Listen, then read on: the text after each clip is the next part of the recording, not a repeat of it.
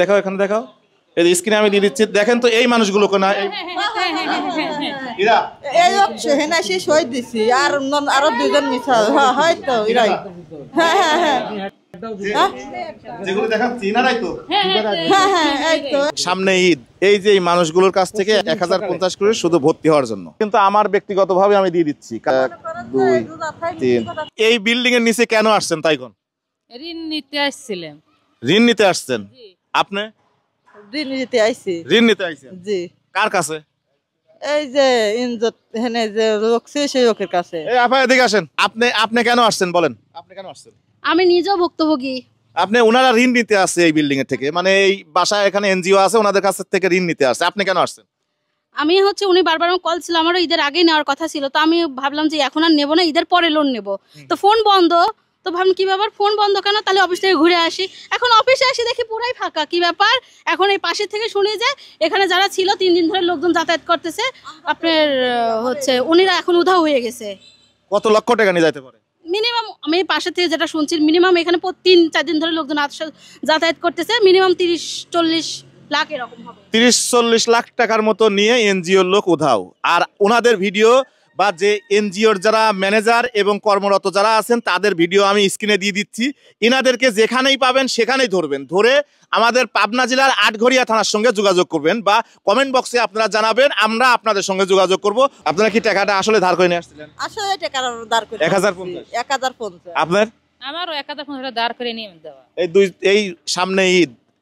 এই যে এই মানুষগুলোর কাছ থেকে 1050 শুধু ভর্তি হওয়ার জন্য আমি যেহেতু আমি চেষ্টা করি আমার জায়গা থেকে যতটুকু করার এই ভুলগুলো আপনারা করবেন না আর এই ভিডিওগুলো শেয়ার করবেন যেন এই সহজ সরল মানুষগুলোর কাছ থেকে যেন এই প্রতারক চক্র যেন না নিতে পারে আপনারা 1050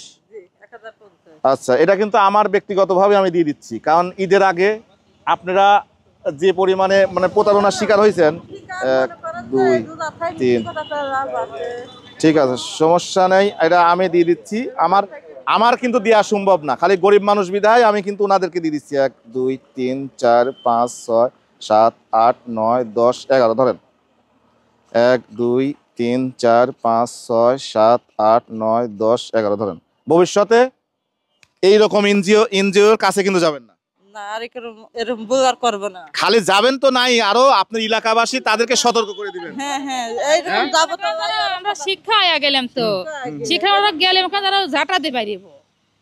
ঠিক আছে এরকম এনজিওর কাছে যায় না আর এলাকার গরিব মানুষ যারা আছে তাদেরকে সতর্ক করবেন আসসালামু আলাইকুম ভাই ভালো আছেন আচ্ছা এটা কি বাড়িওয়ালা হ্যাঁ আচ্ছা আপনি যে এই যে এনজিওদের এই জায়গায় ওনারা ছিল কয়দিন ছিল থাকে নাই তো হ্যাঁ থাকে নাই ভালো কথা কিন্তু এই জায়গায় তো আসছিল না হ্যাঁ একদিন ছিল তো সকালে আসি কলেজে আমরা ভাড়া নেবো তা কালকে ডকুমেন্ট করব তারপরে আর খোঁজ নেই কিবারে কয় তারিখ হতে পারে আমি তো বাসায় ছিলাম শনিবারে আসছিল আর আমার সাথে রবিবার দেখা হয়েছিল এই যে আমি যে যাদের স্ক্রিনে দেখাচ্ছি ওই আপা যেটা দেখাচ্ছি ওনারাই তো আপা যেটা দেখাচ্ছে ওনারাই তো হ্যাঁ আচ্ছা যাই হোক আপা এখন আপনি এখানে ওনাদের কি অবস্থায় দেখেছিলেন উনি তো বলতেছে একদিন আপনি এখানে এনজিওর লোকদের কি অবস্থায় দেখেছিলেন একটা অফিস এনজিও যেরকম থাকে সাজানো গোছানো ল্যাপটপ সবই ছিল সব ছিল এখন পুরো ফ্লোর ফাঁকা হয়ে গেছে আবার বাইরে ব্যানার টানানো ছিল যাই হোক আপনারা এই ভিডিওগুলো শেয়ার করবেন আসসালামু আলাইকুম